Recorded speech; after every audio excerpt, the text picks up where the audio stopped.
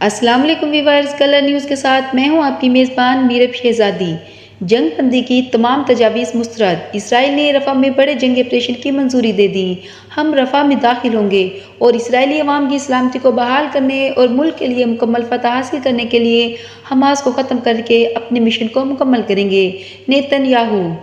तफसीलात के मुताबिक इसराइली वज़ीर-ए-आज़म ने जंग बंदी की तमाम तजावीज़ मुस्तरद करते हुए रफ़ा में बड़े ज़मीनी ऑपरेशन की मंजूरी दी है। नेतन्याहू ने इसराइली फ़ौज के 636 फील्ड इंटेलिजेंस यूनिट के कमांडरों और फ़ौजियों से मुलाकात के दौरान कहा कि जिस वक्त इसराइली फ़ौज रफ़ा में लड़ाई जारी रखने की तैयारी कर रही है, उसी दौरान हमें इलाके में दाखिल होने से रोकने के लिए बैनुल-अक़वामी दबाव का सामना है। नेतन्याहू ने कहा कि इसराइल के वज़ीर-ए-आज़म की हैसियत से मैं इस दबाव का मुकाबला करूँगा। नेतन्याहू ने कहा कि हम रफ़ा में दाखिल होंगे और इसराइली अवाम की सलामती को बहाल करने और मुल्क के लिए मुकम्मल फतह हासिल करने के लिए हमास को ख़त्म करके अपने मिशन को मुकम्मल करेंगे। नेतन्याहू ने कहा कि हमास के खिलाफ मुकम्मल फतह ही 5 माह से जारी गजा जंग का वाहिद हल है। इधर कतरी नशरियाती इदारे अल जज़ीरा की रिपोर्ट के मुताबिक इसराइली वज़ीर-ए-आज़म नेतन्याहू ने रफ़ा शहर में फ़ौज भेजने के मंसूबे की मंजूरी दे दी है। इसराइली फ़ौज किसी भी वक्त रफ़ा पर हमलों का आगाज़ कर सकती है। ज़मीनी ऑपरेशन के दौरान तकरीबन 15 लाख बेघर फ़लस्तीनियों निकला की कोशिश भी करेंगे। ज़मीनी ऑपरेशन की मंजूरी के बाद इन तमाम फ़लस्तीनियों की ज़िंदगियों को ख़तरात लाहक हो गए। अक़वाम मुत्तहिदा, जर्मनी और हॉलैंड ने इसराइल को रफ़ा के हमले के खिलाफ खबरदार किया है, जबकि अमरीका ने भी मोहतात रवैया इख्तियार किया है। हमास ने जंगबंदी की तजवीज़ पेश की कि इसराइल फौरी जंगबंदी करते हुए यरगमालियों के बदले कैदियों को रिहा करे, साथ ही गजा से फौजियों को भी निकाला जाए, जबकि इसराइल ने हमास के खाके को गैर हकीकी करार देकर मुस्तरद कर दिया। इसराइल ने बयान दिया कि हमास के खिलाफ मुकम्मल फतह ही 5 माह से जारी गजा जंग का वाहिद हल है। हमास के सीनियर ओहदेदार सामी अबू ज़हरी ने नेतन्याहू पर ऐसी कार्रवाइयों की मनसूबाबंदी करने का इल्ज़ाम लगाया है जो इनके ख्याल में नस्ल कशी की कार्रवाइयों का बायस बन सकते हैं।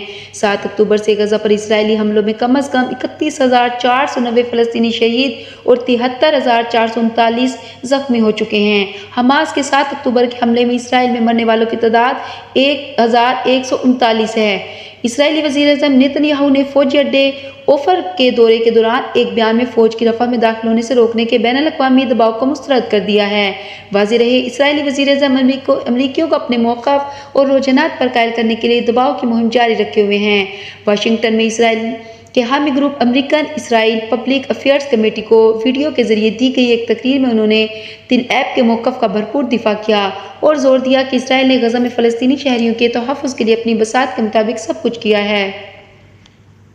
नेतन्याहू ने यह भी कहा कि इत्तेहादी और दोस्त ये नहीं कह सकते कि वह हमास को तबाह करने के इसराइल के मकसद की हमायत करते हैं, फिर वो इस मकसद के हसूल के लिए हमारे इक़दामात की मुखालफत करते हैं।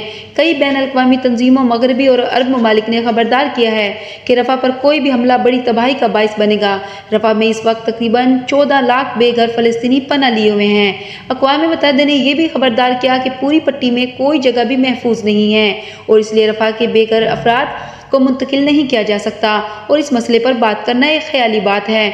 मिस्र ने भी रफ़ा पर ज़मीनी हमले से फ़लस्तीनियों की जबरी बेदखली के तनाज़ुर में इंतबाह किया है। गजा की पट्टी में इंसानी सूरत हाल बदस्तूर अबतर होती जा रही है।